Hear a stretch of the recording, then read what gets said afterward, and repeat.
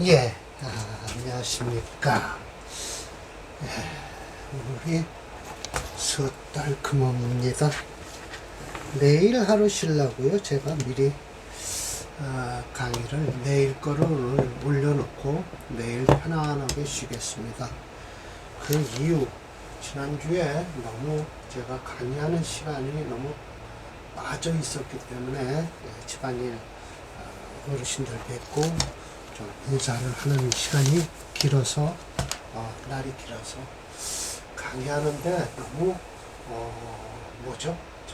성의가 없지 않나 라고 해서 오늘 어제에 이어서 어제는 저평진전 했습니다. 오늘은 적천수천리를 하고 내일 하루 편안한 마음으로 쉬고 모레 뵙도록 하겠습니다. 자, 이제 조금 좀 이제 육친론에서 벗어나기 시작. 난 부처짱, 또 부모짱, 부부짱, 부모짱, 이게 지금 제사 형제짱이니까요. 하나가 또 뭐 있었나요? 자녀짱, 자식짱. 그런데 이제 형제짱은 이건 뭐 비견, 비거. 그런데 여기서 지금 또 재신. 이 재신을 가지고 원문에서 들고 왔어요. 그래서 이게 왜 그럴까라고 했더니 겁제 때문에 그래요. 겁제. 또 이제 임철철 선생이 자세히 설명을 하십니다. 자, 원문 보겠습니다. 형제 중에서 누가 패하고 더불어 누가 흥할지는 용재신. 이 재를 뭘로 쓰는가라고 궁금해했어요. 그런데 저 맨 끝에 가면 임철철 선생이 이 재를 재강으로 설명하고 계십니다. 그래서 저도 재강이라고 얘기를 하게 됐어요. 그 재강이란 꼭 뭐예요? 원령을 잡고 있는 신이에요. 재강신.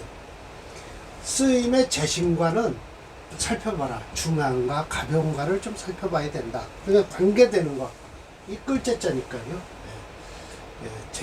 용신과 재신과 한번 관계되는 걸 살펴봐라. 무거운지 가벼운지를. 자, 그래서 여기도 재강지신이라고 그랬네. 중요한 건 재강지신이다. 모두 형제고. 철철 선생님까지 갈 필요가 없어요. 저기 밑에도 재강이 있으니까 여기 지금 재강을 가지고 얘기를 해요. 재강지신을 계속 얘기를 하십니다. 이제 누구 거예요?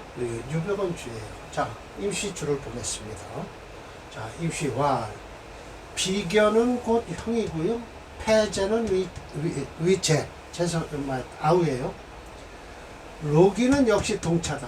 록과 인, 이 형, 그러니까 비견은 결국은 형이고요. 폐제는 아우인데, 그러면 결국은 비견이라는 것은 어떻게 보면 인이 돼요. 그리고 록은 아우가 되고요. 동찰원인데요. 만약에 살이 왕하면서 식신, 제한의 식신이 없으면, 그리고 살중부인, 살이 중하고 인성이 없어요. 득폐제가 합살. 이거는 아우의 힘을 받는 거예요. 필득재력. 이거 보세요. 아우의 힘을 받잖아요. 양인 합살이라고 하죠. 양인격의 합살을 하는 거예요. 양인격의 합살이 아니죠? 맞네요. 합살하는 거예요. 그리고 살왕식경, 살이 왕하고요. 일주가 가볍고 인수가 봉제, 재성을 인수가 만났어요. 그럼 인수가 깨지죠. 득비견, 비견에서 적살, 살을 대적하게 되면요. 필득형력, 반드시 형의 힘을 얻는다라는 거예요. 관경상종, 이건 비겁이 상관을 해요. 그리고 제살대과예요. 비겁 조식해요. 이거는 반드시 형제지로 형제의 누를 받는다는 거예요. 이렇게 해서 쭉 나갑니다. 재경겁종, 재성이 가볍고 겁자가 무거워요. 인수가 재상, 상관을 눌러요. 면할 수가 없다. 사마지요. 이 사마가 무슨 걱정을 했는지 저는 사마천에 대해서는 잘 모르겠어요. 그러나 요거 이제 재관실세, 겁인사령, 겁제나 양인이 사령해요. 두렵다. 유주공지려라고 하는 것은 주공이 자기 형을 왕으로 형의 아들을 그렇죠. 형의 아들을 왕으로 올려놓고 주공이 무척 나라를 잘 다스렸어요. 주나라예요. 예. 그 근심이 있다 항상. 예. 겁인사령은 그렇죠. 예. 재생이 살과 무리를 잃었어요. 비겁방신해요. 대피. 가히 동면이라고 해서 형제와 같이 잘 수 있어요. 당한다. 느낀다. 이건 피해를 주는 게 아닙니다. 대피. 형제와 잠을 같이 이룰 수 있어요. 비겁이 방신하니까요. 살중부이네요. 주세. 일주가 약해요. 상관이 복 나타나지 않았어요. 그러면 영원, 능무, 흥탄이라고 해서 이거 좀 뭐예요? 할미사의 영자입니다. 뜰에 있는 할미사가 능히 흥하지 못함을 탄한다라는 거예요. 흥하지 못함을 탄한다. 예, 일주가 쇠하니까 그래요. 그리고 살이 중하고 인성이 없어서 그래요. 이런 경우는 사랑, 인복, 이 살이 왕한데 인복, 인수가 엎드려 있어요. 비견 무기, 그러면 이거 큰일 났어요. 아우는 비록 공경하나, 형은 반드시 쇠할 것이다. 자, 아우의 도움이 반드시 필요한, 공경을 하긴 하는데, 형이 반드시 쇠한다. 관왕인경해요. 이거 인경해요. 큰일 났어요. 그럼 계속 재성 듣기 했어요. 이거 점점 인수가 죽죠. 형은 비록 사랑하나, 형제가 아우가 이룰 수가 없다라는 거예요. 일주가 비록 쇠약해요. 인수가 왕이에요. 또 월제. 이건 월지를 잡은 거예요. 월제예요.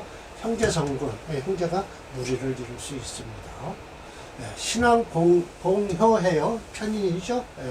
겁중무관해요. 겁 관은 없어요. 그럼 덕자지주. 혼자 자기 스스로 살아갈 수 있다라는 거예요. 재경겁중해요. 재성이 가볍고 궁겁정자 일어납니다. 식상 화겁해요. 괜찮죠? 그러나 이거는 식상이 화겁을 하는데도 재경겁중한데 식상 화겁해도 뭐예요? 가할 수 있다. 이건 결국은 자세히 사주를 봐야 되지만 없는 것을 한탄하는 거예요.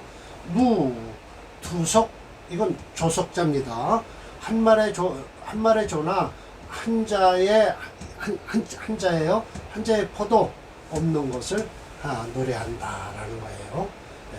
재경 우겁 재성이 가볍고요. 겁재를 만났어요. 관상이 명연해요. 그러면 부작 하지 못하는 거예요. 이거는 하지 못하는데 저도 연기라고 해서 이 기자는요 키기자거든요. 대죽변에 써서 그런데 이상하다 하고 제가 수없이 보다가 이 기자를 찾았는데 이게 바로 콩깍지 기자입니다. 콩깍지 기자, 또 그러면 콩대 기자, 콩대. 얼마나 형제지간에 할 수 없는데 한탄하는 거예요. 자 봅시다. 콩을 삶는데 콩깍지를 가지고 콩을 삶는다? 이거 하지 못할 일이죠. 그 한탄을 하는 겁니다. 형제지간에 우애가 없는 것이죠. 그래 이 기자인데 이 기자를 넣었으니 아무리 찾아도 이건 키기자. 키를 태워서 콩을 삶는다? 삶을 수 없는 것을 삶지 못함을 노래한다라는 것이니까 참 오죽했으면 형제지간에 콩깍지를 삶아서 콩깍지를 태워서 콩을 삶겠습니까? 형제지간에 참 안타까운 일이죠. 교비봉중 편인이나 비겁이 중하게 만났죠. 그런데 재성이 가볍고 살이 엎드려 있어요. 그러면 면할 수가 없다. 전령 이거는 날개 영자입니다. 전령 날개가 부러지는 비제 습이 오는 거죠. 면할 수가 없다라는 거예요. 그래서 주세유인 이런 거는 괜찮겠죠. 일주가 약한데 인수를 만났어요. 재성이 봉겁 재성이 겁재를 만났죠. 그러면 이거는 약간 재성도 눌러주고 일주도 도와주니까 오히려 반대로 허락한다. 당체지 경수 이 아가이 당자예요. 아가이 당자란 당체라고 해서 이게 해당화 당자인데요. 채자는 아가이 채자예요. 그러니까 아마 해당 꽃에 무슨 뭐가 피는 것이 아름답다, 경수, 빼어나다라고 해요. 그러면서 마지막으로 이 철조 선생이 결론을 냅니다. 제강의 희기는 논하지 말아라 라고 얘기를 해요. 그럼 결국 원문을 저 재용이라는 뜻에 대해서 재용 재신에 대해서 반대를 하시는 거예요. 제강지 희기는 논하지 말고 천빙 모두 의지해라. 일주지 애증, 일주가 사랑하느냐 증오하느냐를 살펴보면 된다. 심찰의정. 이게 맞는 소리예요. 제강이 뭘 필요합니까? 제강이라는 건 뭐예요? 원령이죠. 그러면 원령이라는 것은 그건 뭐예요? 격공론을 얘기하는 거죠. 일주의 애증을 살펴라 라고 하면 뭐예요? 억부론이죠. 심찰의정이라 해서 단, 부불허, 결론적으로 경험하지 않은 것이 없었다라고 해서 이중부정이죠. 무불이라고 해서요.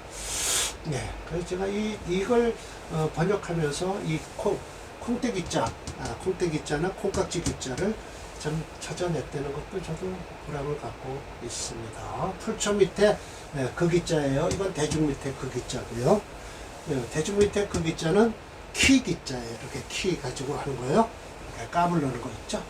그리고 풀초 밑에 그 기자는 콩떼 기자 아니면 콩깍지 기자예요.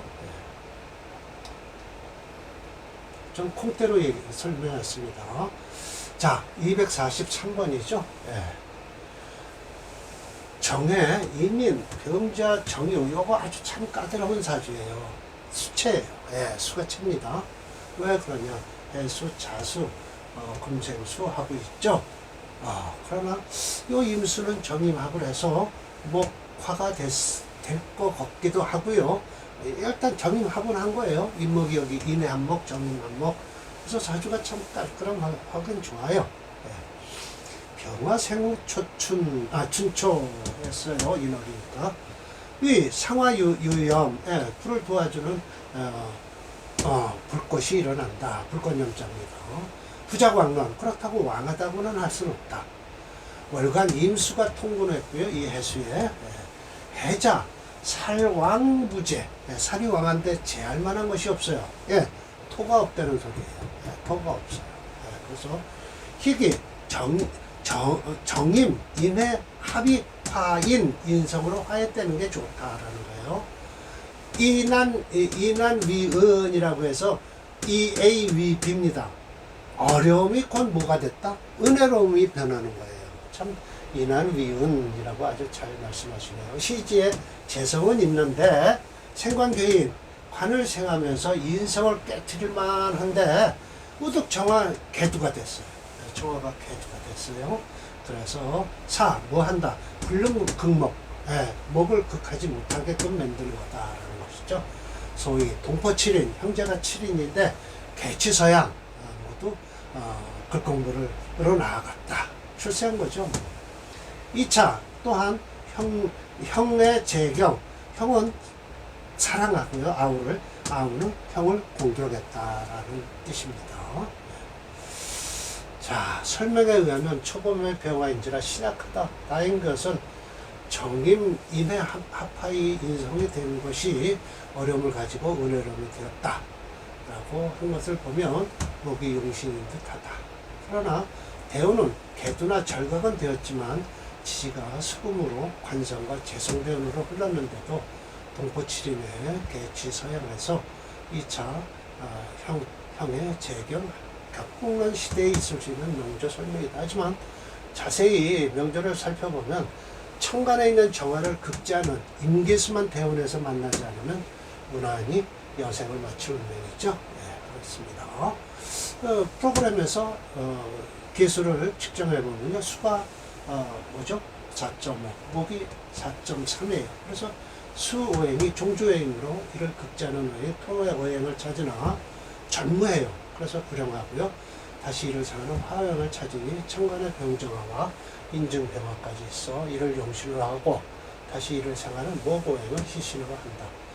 이와 같은 결과 철전이가 심여점의 격국론이 상신론과 같은 용신론이 되었다 할 수 있다라고 했죠. 맞습니다.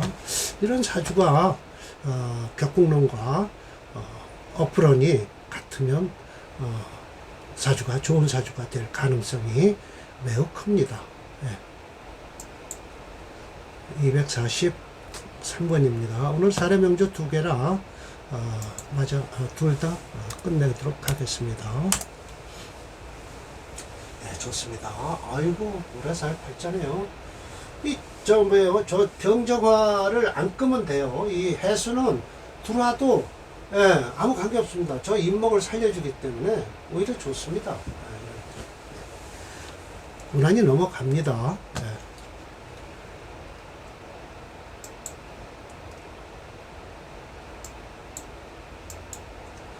244번이에요. 자, 이 사주가 참 양인격으로서 잡아서 놓고 보니까 무게합하고요. 인호화국을 해서요. 이 경금을 쓸 수가 없어요.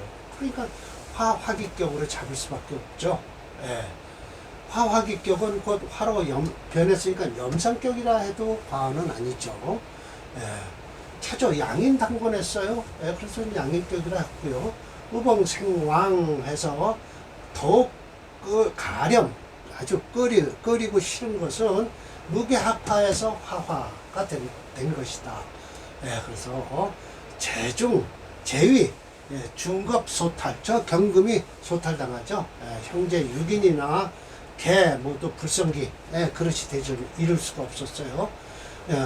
조루불감, 일찌감치 누를 만난 것이 감당할 수가 없었어요. 자, 여기서부터 이제 철조 선생님의 한탄이 나오는데, 여기 이제 징의에서 쓴 설하고가 쓴 징의에서는 이게 싹 빠져버리는 거예요. 빠졌어요. 자, 봅시다. 여조 나의 명조는 연월일시가 개동, 나의 명조와 모두 연월일시가 같다라는 뜻이에요. 그리고 계사, 무어, 병어라고 하고 임진시예요. 그래서 철조 선생은 이 수를 쓰는데 이 양반은 수를 쓸 수가 없어요. 수를 쓸 수가 없어요. 모두 그래서 개동인데 임진시예요. 하나의 임진시로 바뀐 거예요. 철조 선생은. 그래서 요 임수를 용신을 쓰죠. 약살, 약한 살은 불능상제, 서로 제할 수가 없어서 역시 여섯 형제가 이 사람과 같이 형제가 6명이었는데 철조 선생도요. 등력자 조망 좀 힘만 좀 쓰겠다 하는 사람은 일찍 죽고요. 기여 개 불초, 나머지는 불초. 이 불초라는 건 뭐예요? 아버지를 닮지 않았다는 거예요. 아버지가 잘 나갔던 사람인데 이런 결과 타루 끌어당길 타짜입니다. 누를 잡아당겨서 파가 집안이 망했다. 결론적으로 거빈이 태왕할 때는 재관이 무기하다. 그러니 형제가 반소 오히려 작아지는 것이니 결론적으로 있어 불여 무타 없는 것만도 못하다 라는 거예요. 그러나 관살이 태왕하면 역시 마찬가지로 상관이 상해지니 반드시 신재병왕 일주와 재성이 왕해만이 되거나 관인 통군을 해야만이 된다. 그래만이 가던 우애지정, 형제들의 우애가 있고 우애에 있는 정이 있을 것이다 라고 하면서 한쪽으로 쏠리는 사주는 형제 덕이 없다라는 걸 말씀하고 계십니다. 참 좋은 사주 풀이셨어요. 여기서도 설하고가 중요한 징의에서는 임철조의 명조와 비교하여 분석하여 설명한 부분을 내용이네요. 설명한 부분 내용을 고의적으로 누락시켰다. 이거 하나 뺄게요. 부분을 내용을 넣으면 안 되죠.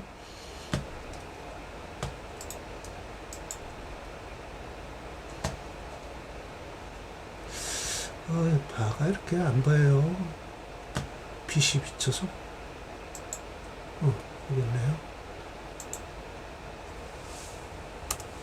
부분 내용을 고의적으로 누락시켰다. 결론적으로 차조는 경인시이기에 중주자보다 더욱 불하게 되었다는 것이다. 이 명조가 염상격이 못 되는 것은 아니에요.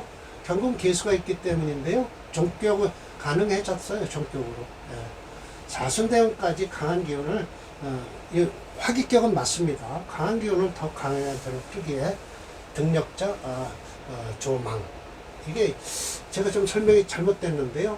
특수격으로다 설명을 해야 돼요. 예. 그래서 제가 요 뒤쪽을 한번 읽겠습니다. 자, 다시 요거 써야 되겠어요. 예. 저 금수 쓸 수가 없습니다. 무게아파하고요. 경금은 녹아내렸어요. 화 10.8, 토 0.5, 금이 1.3이에요. 이걸 쓰려고 하는 것 같은데 못 써요. 수 0.5, 목 0.0으로 화오행이 극강 종조오행이 특수격인 화화기격이 되었어요. 이 종조오행을 중심으로 목화토오행 중 화목오행이 용인신이 된다. 대운을 살펴보면 4순대운까지는 무난했을 것이나 5대운부터는 불운한 명이다라고 했어요. 그러니 이 경금을 쓰겠다고 하신 것도 같은데, 경금을요, 이 경금을. 그러나 프로그램에서 이거 못 쓴다고 하거든요. 한번 프로그램을 내드릴게요.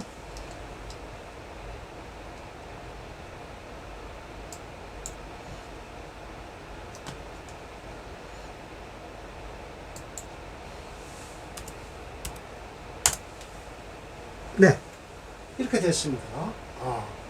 화화기격입니다. 화체, 목화토 순용을 해요. 화토요, 화용신이에요. 그래서 제가 이걸 지금 프로그램을 바꿨어요. 살짝 바꿔서 환갑이 지나면 이 73세예요. 이 사람은요, 사실은 여기까지는 그래도 괜찮았을 거라는 거예요. 왜? 화가 용신이니까 이 목화대운은 흘러서 가니까요. 그러나 지금 73세가 아닌 60을 빼버리면 13세면 여기 들어와 있을 거예요. 4대운이에요. 이거 17이니까. 네. 그렇죠. 7, 17, 27 하니까요. 괜찮아요, 그러면요. 그러나 진토대운은 어려울 것이고요.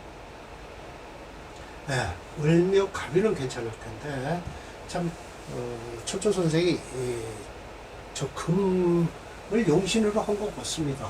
그러나 프로그램에서는 금을 용신을 쓸 수 없어요. 그러니까 저 재성이 다 녹아내렸다는 거에 대해서 초초 선생이 말씀을 하시는 것 같아요. 그러나 우리는 그렇게 볼 수는 없겠다라는 것이죠. 네, 조금. 네.